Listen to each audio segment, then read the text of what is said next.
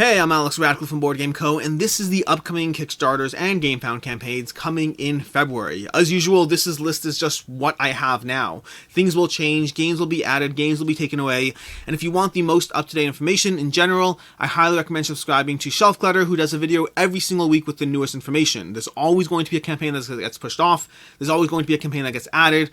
There's going to be changes, is what I'm saying. Things are going to constantly change, and Shelf Clutter has a video up. Adam has a video up every single Sunday, I believe, which covers all the upcoming Kickstarters and Gamefounds for that week. But with that, let's go ahead and start us off with the videos I have, with the games we have. And February is going to have a lot, starting off with Astro coming on February 1st. Astro is going to be coming February 1st, and this is one that's actually pushed off a bit. This is the newest version of the Aeon's End system. It's continuing, the Aeon's End system is still going to be continuing. You're still going to see games or expansions in that line, but Astro is bringing us the newest iteration on that system. It's streamlining.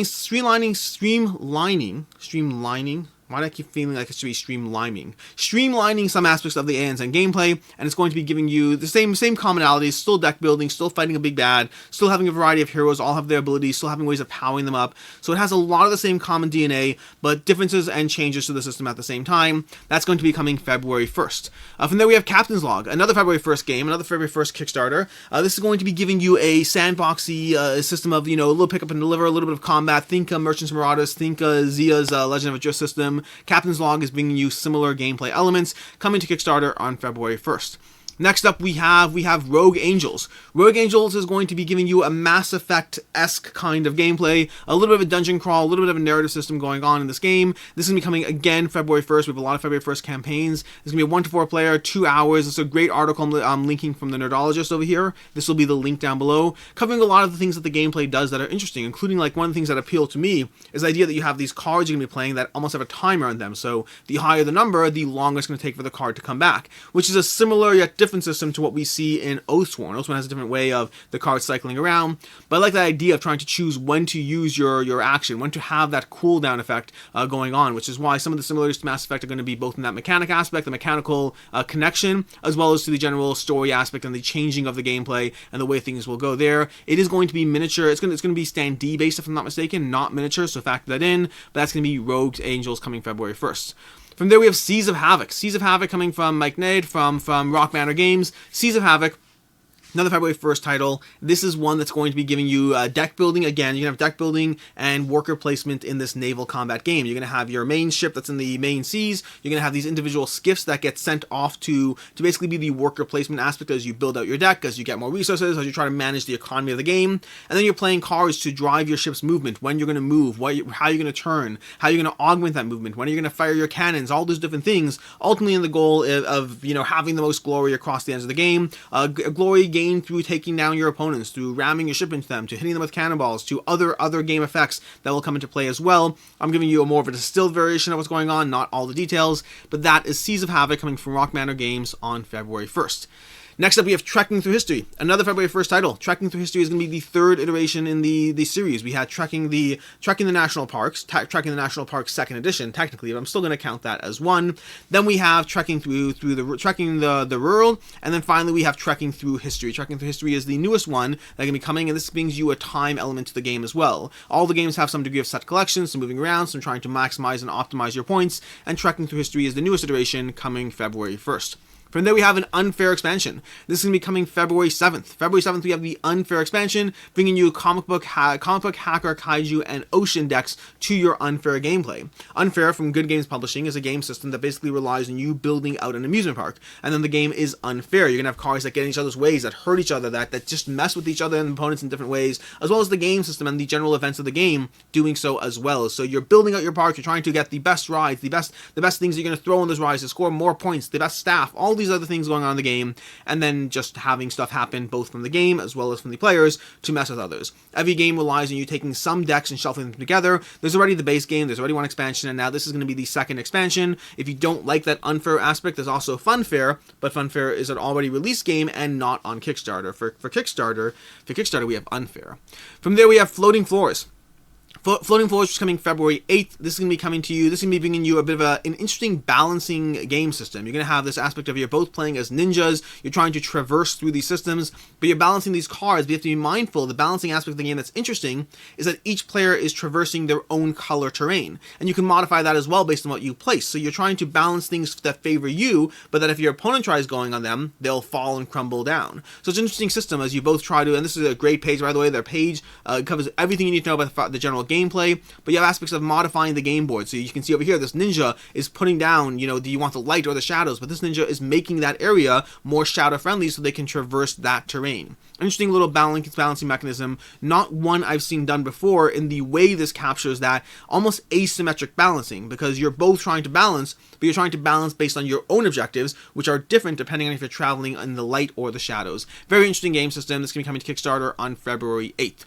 Next up, we have the Tabletop FinditBook. This is not going to be a game in the typical sense, but this is basically going to be I Spy for board games. So you're basically going to have these pictures over here, and you're going to be, this is coming February 8th as well. You have all these pictures over here showing you different game components, and they're all going to be thrown into pictures with themes, whether they're colors or actual themes like piratey or whatever it is, and you have to play I Spy specifically with board games. So if you're intrigued by the idea of it, which I certainly am, these pictures are absolutely gorgeous. I mean, this has got to be Lucky Duck right over here. That's going to be Lucky Duck over there. This little thing over here, that car with a QR code, that stands out. This over here is going to be Trekking the World, I believe, if I'm not mistaken.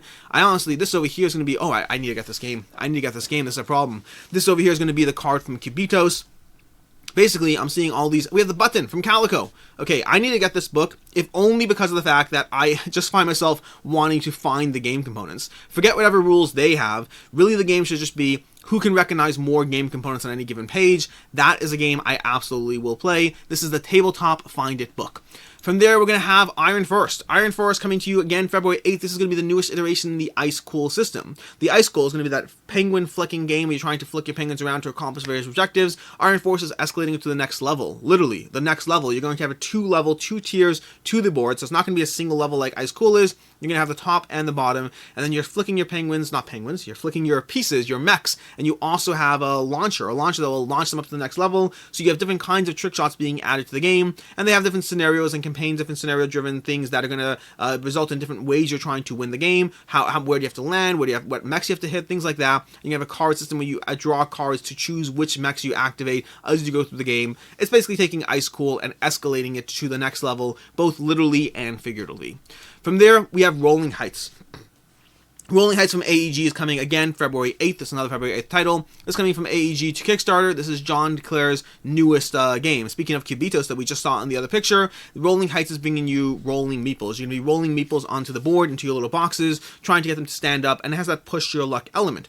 You can keep rolling your meeples to try to get more and more and more, but you can also bust. Thematically speaking, if you push your workers too hard, they go on strike. So you want to be that good boss. You want to try to get the best workers that roll as good as possible, push them just a little bit, but don't push them too hard because honestly, the fact that you're incentivized to push them just a little bit, let's ignore the thematic connections here. Let's just pretend that's not a thing at all. But anyways, Rolling Heights is going to be rolling meeples as you build up these skyscrapers of Somewhereville. Maybe this is an actual place, I don't know. Maybe the place is called Rolling Heights. But it's basically Kubitos combined with the tower mechanism of building up your meeples. There's no dexterity element, in case you're wondering. It's just building up your towers. It really works well. I already have a gameplay on the channel. I'll have a review coming up as well.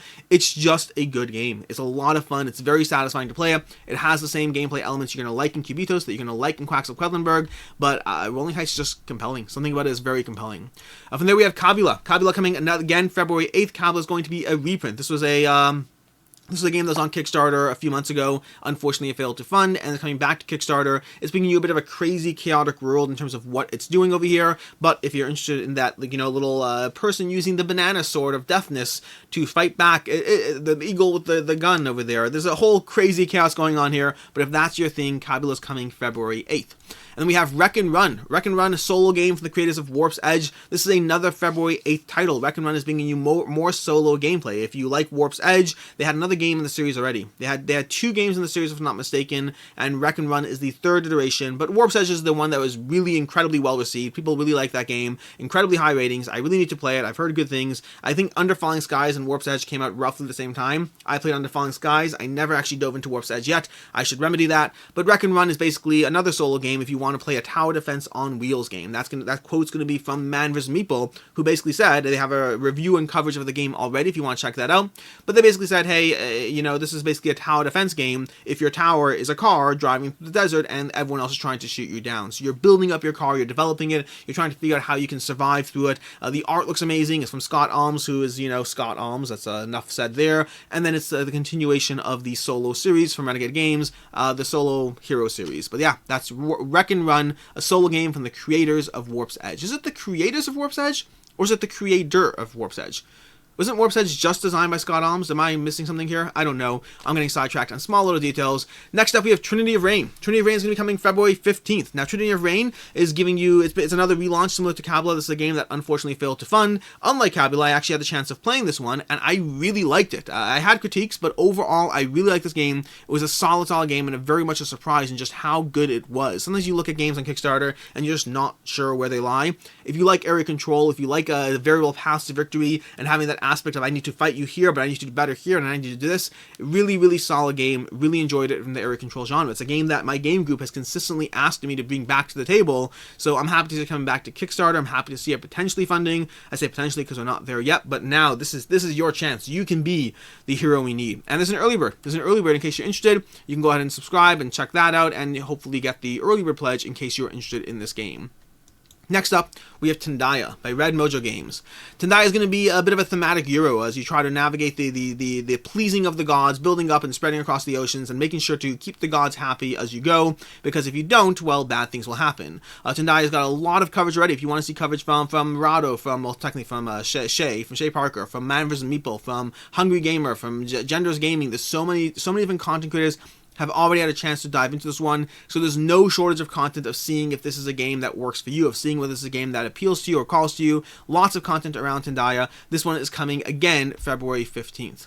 Next up we have we have Kingdoms Forlorn next. Kingdoms Forlorn, which is going to be coming February 20th. Kingdoms Forlorn is from Into the Unknown, the same people that brought you Aeon's Trespass Odyssey, and this is promising you another chunk full of gameplay. Over here we have another game giving you hundreds of hours of gameplay in this game system, which is, I'm not sure if that's a promise or a threat, because to me it's a threat, but for some people that's a lot. I mean, to everyone it's a lot, but some people want that lot, other people are intimidated by it. Don't get me wrong, I am incredibly compelled by what Kingdom Forlorn is doing and how it works and whether the game system is for me or for not, but those hundreds of hours of gameplay definitely have me both scared and interested at the same time. It's going to give you, they already have some of the miniatures on the page over here, solid miniatures. This calls to me far more than Aeon's Trespass Odyssey did. Aeon's Trespass Odyssey very much leaned into the Kingdom Death Monster vibe of just craziness, and that's not as much my thing. I like this over here where it's got a little bit of craziness, but much more standard. I tend to be a little bit boring in my sci-fi preferences or my fantasy preferences, but overall, Kingdoms Forlorn, there's going to be a lot of coverage in this one. Check it in terms of coming close to the Kickstarter, so make sure to keep your eyes peeled on all the various channels and all the things, but Kingdoms Forlorn from Into the Unknown, it seems to be promising a lot of interesting gameplay decisions. One of the things that particularly compelled me is the idea that on your turn, you're going to be frequently helping the next player. Similar to, very different game systems, but similar to Marvel United. And I always like that mechanic of Marvel United of being invested in what you're doing on your turn, because what you do on your turn is going to give me a boost or a boon of some sort that factors into what I do and how I do it. So I like that aspect of players chaining off one another to help themselves go through the game. So very intrigued by this one, Kingdoms Forlorn from Into the Unknown. Next up, we have 51st State Ultimate Edition. This is going to be coming February 21st. This is coming to you from Portal Games over on Gamefound. Now, off the bat, based on their prior games, I will say that do not expect this one to be cheap. Expect there to be lots of extras and all those things. But they're giving you the Ultimate Edition, all the expansions, both released until now, as well as new ones, all unlocked in a single box, giving you a whole bunch of stuff. My number one game of all time from Z Garcia. Is it still his number one?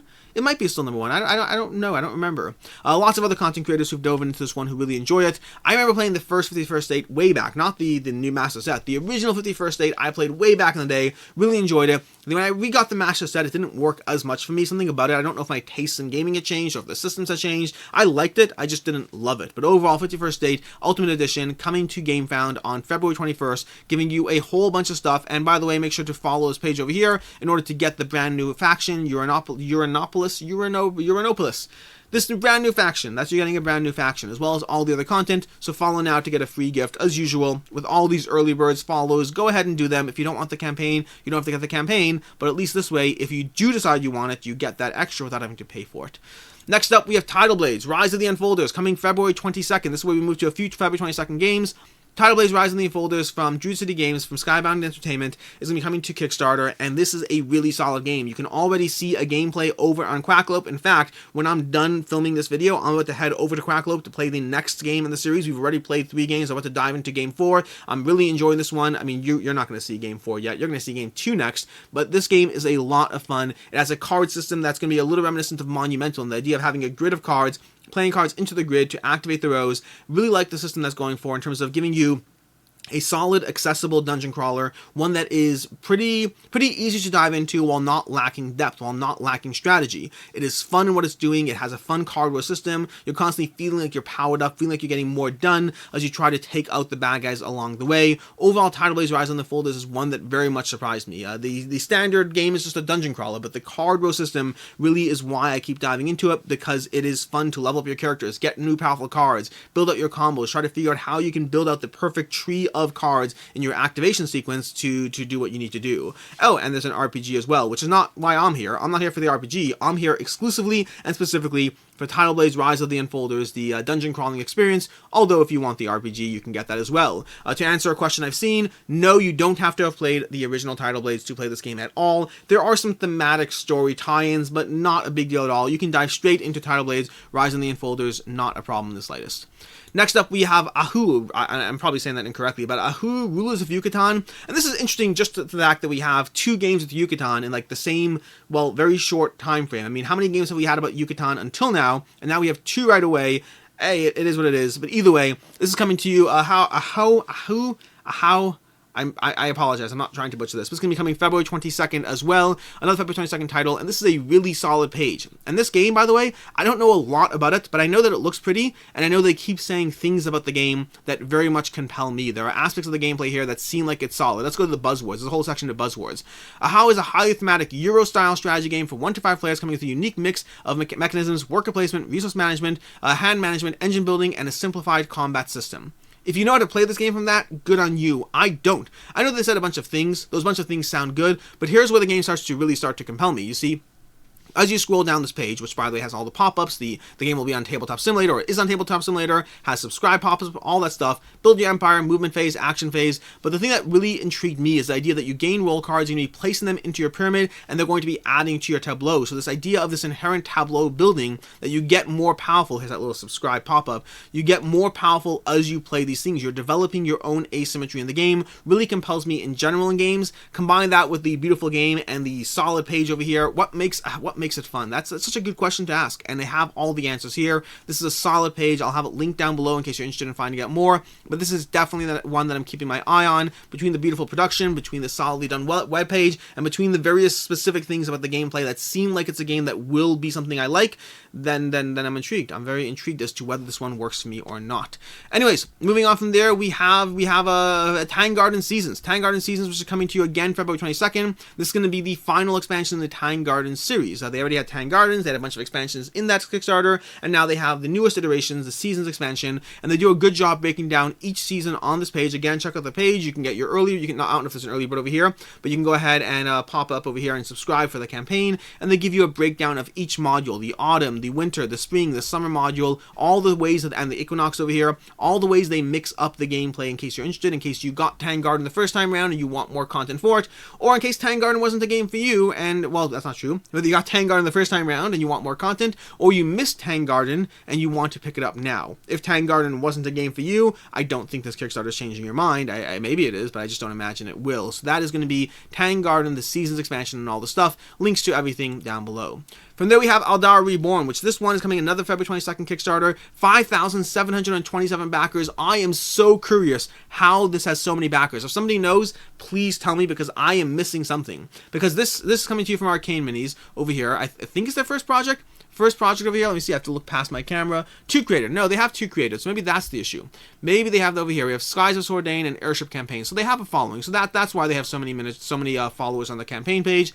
But this is giving you an airship miniature game. They're going to have a miniatures pledge where you can get all the miniatures. They'll also have a pledge where you can download them as STLs instead, so they're significantly cheaper in case you're someone who has a 3D printer. So they do have that option, which kudos to them for giving people that option. But Aldara Reborn, this is some pictures from, I believe, PAX Unplugged, if I'm not mistaken, showing you some just general stuff going on over here in case you're interested in seeing more. Just, showing you gameplay things. As far as how the game plays, don't know that much myself. Miniatures look fine. Miniatures look nice. Game looks interesting. I am very intrigued by the 5,000 backers on this game. Nearly 6,000 already. So we'll see what happens when this one launches.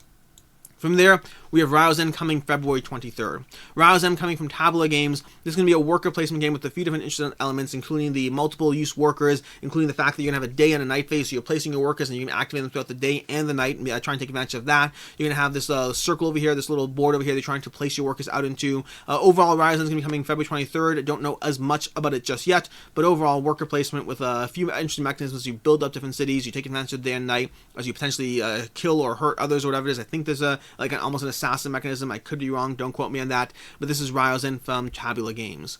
Next up, we have Lobotomy 2: The Manhunt. This is going to be the newest iteration from Titan Forge over on Gamefound. This is coming on February 25th. This is going to be the newest version of Lobotomy. Lobotomy is a game that came out a while ago. They have the game. This is not a game that integrates between the two. So this is not an expansion. This is not a game where the stuff's going to be cross-compatible, where you can mix your games. This is a new version of the game. And part of that is because of how drastically they've made changes to a lot of core elements, core systems to the game, while keeping some of the core things that make it Lobotomy at the same time. So it's going to have a lot of changes and a lot of things the same. The miniatures look solid. The art looks solid. The graphics look solid. Lobotomy is a game that I always passed by on. I never got compelled or pulled into it from the game itself. I heard about it, never really looked into it more. And Lobotomy 2, just the page alone, thematically and art and visually and miniatures, they really are checking a lot of boxes as far as making it a game that I want to look into more, except for this. This is just grotesque, but grotesque in a good way if you're into that. But anyways, this is a game I want to look into more to see what else it brings to the table, to see how it distinguishes itself from various other dungeon crawl or Zombicide-esque style gameplays. I mean, I'm just throwing Zombicide-esque out there. It could be totally different in terms of what it's doing, but that is Lobotomy 2 Manhunt coming to Gamefound February 25th. From there we have Earth from Inside of Games. This is a February 28th title, and Earth has a few things going on. This is their Facebook page, as you can see. They go through a few different aspects of the game, but one of the things I like about it is, if I recall correctly, this is the one where when you play something, here we go, this is what I like about it. The active player, every single turn, it's engine building, which I like in general, but then it's engine building without the waiting around. What they promise is the idea that the active player gets a large benefit and all other players get a minor benefit. Basically, you're constantly keeping people invested in the game by always giving them stuff. I happen to be a huge fan in general of game design that just gives you stuff. I like it when games give you more stuff, whether it's games as simple as Catan, as Valeria Card Kingdoms, as Space Base, where you're getting resources on other people's turns, or whether they're games where there's just a lot of giving going on. I like that idea of constantly getting stuff. Make the challenge that I get a lot of stuff and I have to build the best and build the most, but I just like getting stuff in games. I like that positive feedback loop. I like getting things on your turn. I like getting things where each action I take triggers multiple side things, so I feel like I'm just doing a lot. I like games that let me do a lot, and Earth, without knowing more about it yet, seems to be a game that between the engine building and between getting stuff, a lot of stuff on your turn and some stuff on other people's turns, is a game that I'm already intrigued by from Inside Up Games. They actually haven't played, I played Gorse Maximus, one of their trick-taking games, saw a little trick-taking game. Oh, you can see it over here. I haven't played any of the other expansions, any other games. I haven't played Summit or Block and Key. Oh, Block and Key! I backed Block and Key. My wife made me back Block and Key. Either way, that's Earth, the newest game from Inside Out Games, coming February 28th. Now, the last two over here, I don't have dates for yet. I believe they're still scheduled for February, but it's possible they don't. Also, as usual, in the case of anything I missed, I forgot to say at the beginning, one of the many reasons I recommend subscribing to Shelf Clutter is because he has games that he has all the newest updates as far as things changing, but additionally, he covers all the games, and I tend to leave out some of the smaller ones just because I have so many things to cover in a single video. I don't cover every single title. But those last two, We're going to have Bad Karmas and the Curse of the Zodiac. This is going to be coming early 2022, which I believe is scheduled for February. This is the Taboo system that was originally promised to be along with Kaman and Zombicide and whatever. It seems like that is either not happening or pushed off. I don't know which one. I haven't seen an official press statement around it. It's possible there is an official press statement and I just don't know. But Bad Karmas and the Curse of the Zodiac is going to be giving you the Taboo system, but within, you know, a totally different, unique, self-contained gameplay. Everything's going to be self-contained. You can check out Board Game Coffee. Board Game Coffee has a full gameplay. You can check it out over there in case you want to see them go through it. Him and his wife over here, Mark and Brittany, going through the game. So if you want to see more there, I recommend that. But Bad Karmas and the Curse of the Zodiac. And then lastly, we have, Gaijun, but renamed Tamashi, I believe, based on, well, okay, let's cover some basics. Gaijun from Awakened Realms Light. This is going to be their newest game coming from Awakened Realms Light, although it very much does seem to be bridging, almost a bridge. It seems to be a step up from Light and a little step down from, Isis Vanguard or Aetherfields, almost a midway point. And I'm curious what that means for what they're doing for the Awakened Realms Light brand in general. But Gaijun has since been renamed Tamashi based on this poll over here. Effectively, there were potential issues with the name and potential sensitivities in terms of it being a name that could be problematic, interpreted as problematic by some people. And then there were to just, cover the bases, they are switching it. They went through a poll over here. Tamashi is currently winning, which means I assume Tamashi is going to be the new name of this game when it eventually launches. At some point, they'll change the name on the actual project draft. Maybe, I don't know how they do stuff over here. But either way, this is a game that is coming from Awakened Realms Light. It's going to be a bit of a narrative game, but also with a degree of programming. If we look at the updates over here, if I can click back to the updates